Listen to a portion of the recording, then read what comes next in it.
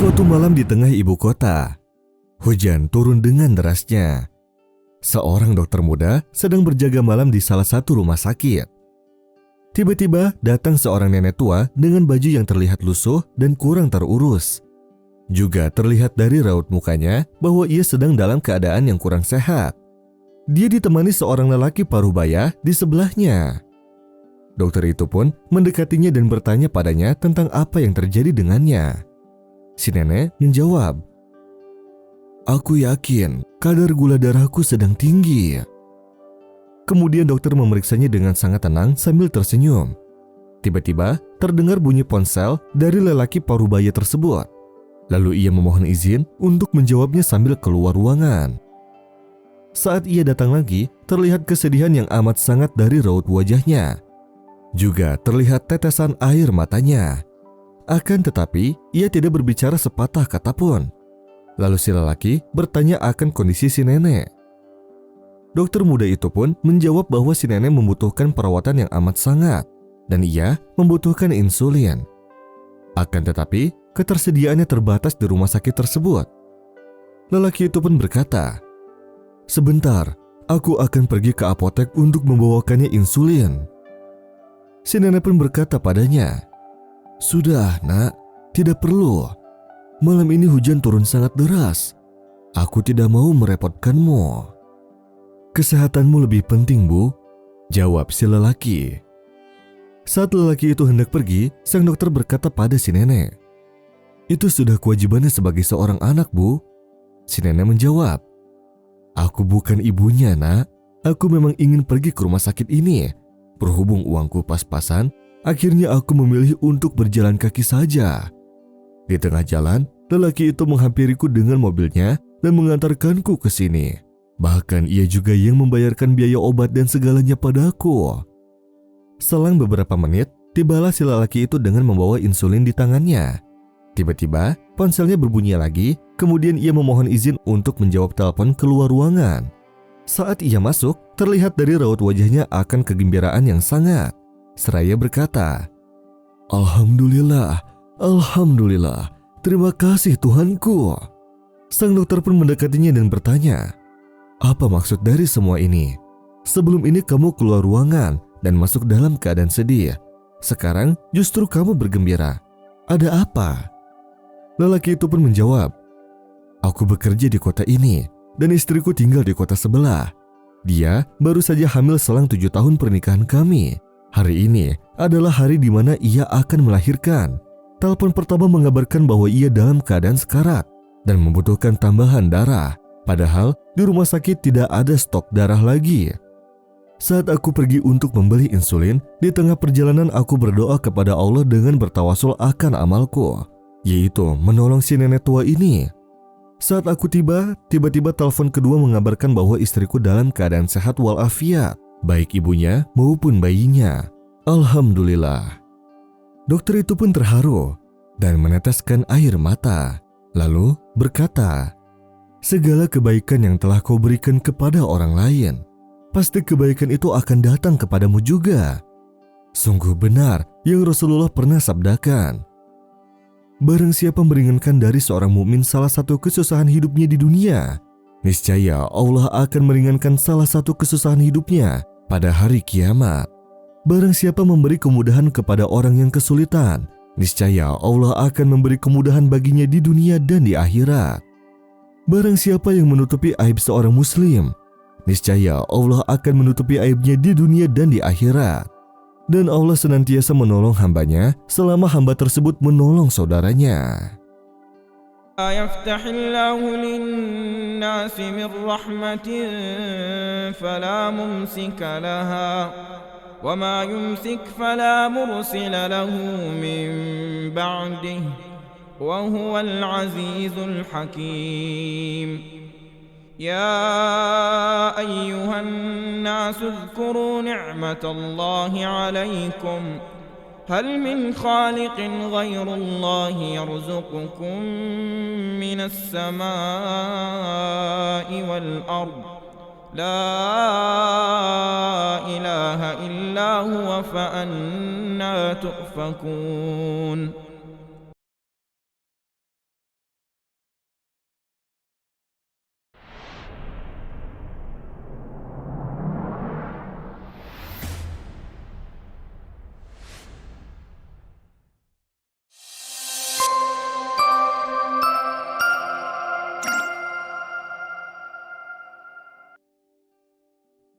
hiduplah seorang pemuda yang soleh, taat beragama dengan bekerja sebagai pembuat karpet. Setiap ia melihat di suatu musola yang tidak ada karpetnya, ia segera membuatnya dan menginfakkannya. Pada suatu malam, ia bermimpi dengan mimpi yang aneh, yaitu keluar dari punggungnya setandan anggur dan orang-orang berdatangan untuk mengambilnya. Dan anggur itu tidak habis-habis. Saat mimpi aneh itu terulang-ulang, ia pergi mendatangi seorang ulama untuk menanyakan akan hal tersebut. Berkatalah sang syekh, "Apakah kamu mempunyai keturunan?" "Ya, aku punya seorang anak bernama Mahmud. Ia sekarang berumur 2 tahun, jawabnya. "Masukkan dia di Al-Azhar untuk belajar ilmu agama di sana, karena ia akan berpengaruh di kemudian hari." Pemuda itu langsung memasukkan anaknya ke Al-Azhar, dan Masya Allah, saat umurnya menginjak usia 8 tahun, ia mampu untuk menghafal Al-Quran seluruhnya, berkat doa-doa dari kedua orang tuanya. Juga si anak menjadi orang yang sangat cerdas lagi berilmu. Dan Masya Allah, ia pun telah menjadi orang pertama kali yang merekam audio Al-Quran di dunia dengan riwayat Hafs an Asim. Ia juga menolak upah dari rekaman tersebut. Maka Allah Subhanahu wa Ta'ala meninggikan derajatnya sehingga suaranya dikenal dunia. Kemudian, murotal beliau dengan riwayat Hafs an Asim terselesaikan pada tahun 1961 Masehi. فإذا قرأت القرآن فاستعذ بالله من الشيطان الرجيم. Lalu melanjutkan ke riwayat Warshi an-Nafi pada tahun 1964 Masehi.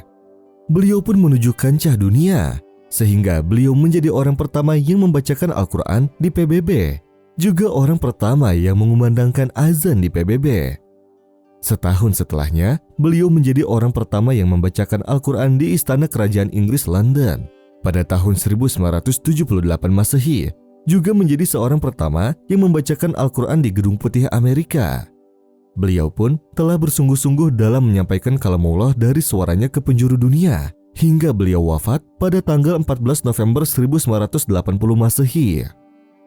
Beliau adalah seorang qori besar dunia, Syekh Mahmud Khalil Al-Husori, yang kurang lebih perjalanan dakwah Qur'annya sampai 25 tahun. Dan hingga kini kita masih menikmati anggurnya, dan anggurnya tidak habis-habis. Dengan sebab perjuangan ayahnya untuk membuat karpet masjid, hingga ia dijuluki Al-Husori atau si pembuat karpet. Maka Allah menyebarluaskan suara anaknya ke penjuru dunia dengan sebutan Al-Husori. Dan hingga sekarang, nama ini masih sering terdengar di telinga-telinga kita, dari timur sampai barat dunia. من عمل صالحا من ذكر أو أنثى وهو مؤمن فلنحيينه حياة طيبة ولنجزينهم أجرهم بأحسن ما كانوا يعملون.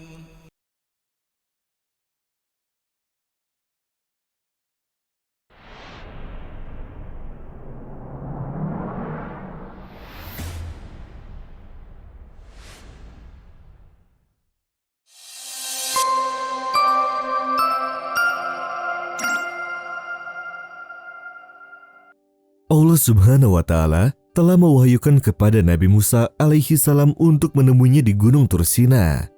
Maka Nabi Musa alaihi salam merasa sangat senang dan gembira. Beliau mengumpulkan kaumnya dan berkata, "Wahai kaumku, sesungguhnya Allah Subhanahu wa Ta'ala telah berjanji kepadaku untuk memberikan lembaran yang berisi petunjuk dan hidayah." Setelah itu, Nabi Musa alaihi salam menemui saudaranya Harun alaihi salam dan menasihatinya untuk menjaga iman Bani Israel, dan jangan sampai terjadi sesuatu yang tidak baik pada mereka. Setelah kepergiannya dari Harun alaihi salam, muncul seorang laki-laki bernama Samiri yang berkata kepada Bani Israel, "Bagaimana pendapat kalian jika aku membuat sebuah Tuhan dari emas lalu kita sembah?" Ide itu disetujui oleh Bani Israel. Mereka pun menyalakan sebuah api, mengumpulkan emas yang ada, lalu dimasukkannya ke dalam api sampai meleleh. Sebelumnya, Samiri pernah melihat kuda malaikat. Ia pun mengambil tanah bekas pijakan kuda itu dan menyimpannya. Kemudian tanah itu dilemparkannya ke dalam api juga untuk membuat semua patung berbentuk anak sapi. Ia juga melubangi patung itu sehingga jika angin bertiup akan terdengar dari patung itu suara anak sapi sungguhan. Bani Israel sangat senang dengan patung mereka. Samiri berkata kepada mereka, "Ini adalah Tuhan kalian, juga Tuhannya Musa. Akan tetapi Musa telah lupa dan meninggalkannya di sini." Bani Israel melingkari patung itu, bertepuk tangan, ruku, hingga sujud kepadanya. Melihat hal ini, Harun alaihi salam marah dan menasihati mereka agar tidak menyekutukan Allah Subhanahu wa Ta'ala, dan bahwa Samiri adalah seorang pemfitnah. Akan tetapi, Bani Israel menyepelekannya. Mereka menyuruh Harun untuk menyembahnya juga, bahkan mengancam akan membunuhnya jika ia tidak mau menyembah patung anak sapi itu. Harun alaihi salam merasa tidak sanggup untuk menasihati mereka. Ia pun pergi beruzlah bersama orang-orang yang masih beriman kepada Allah Subhanahu wa Ta'ala. Nabi Musa alaihi salam telah mendapatkan lembarannya yang berisi petunjuk untuk Bani Israel. Di akhir munajatnya, Allah Subhanahu wa Ta'ala memberitahunya bahwa kaumnya sekarang menyembah sebuah berhala anak sapi buatan Samiri. Nabi Musa alaihi salam pun sangat sedih mendengarnya. Ia pun mengambil lembarannya dan pulang. Sesampainya di kampungnya, ia langsung menemui kaumnya sambil membanting lembarannya seraya berkata, "Alangkah buruknya perilaku kalian ini. Allah Subhanahu wa Ta'ala memberikan kepadaku lembarannya, tetapi kalian malah menyembah patung ini di saat kepergianku."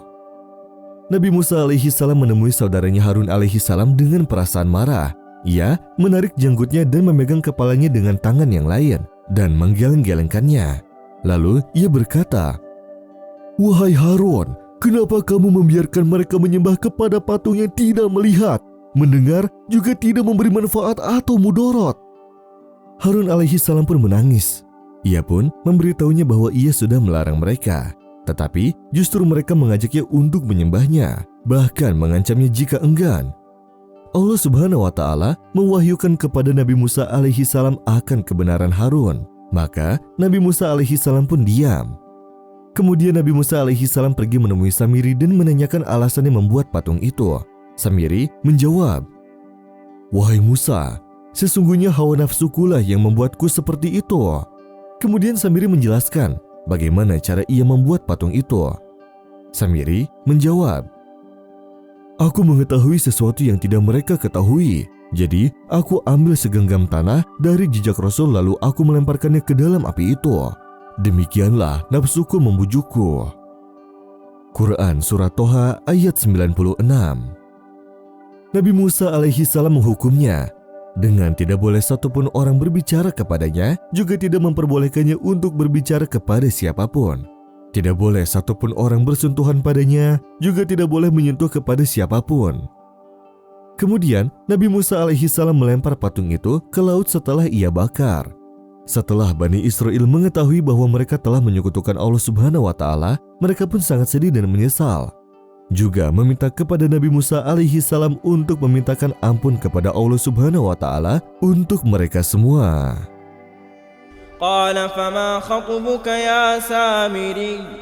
قال بصرت بما لم يبصروا به فقبضت قبضة من أثر الرسول فنبذتها وكذلك سولت لي نفسي قال فاذهب فإن لك في الحياة أن تقول لا مساس وإن لك موعدا لن تخلفه وانظر إلى إلهك الذي ظلت عليه عاكفا لنحرقنه ثم لننسفنه في اليم نسفا إنما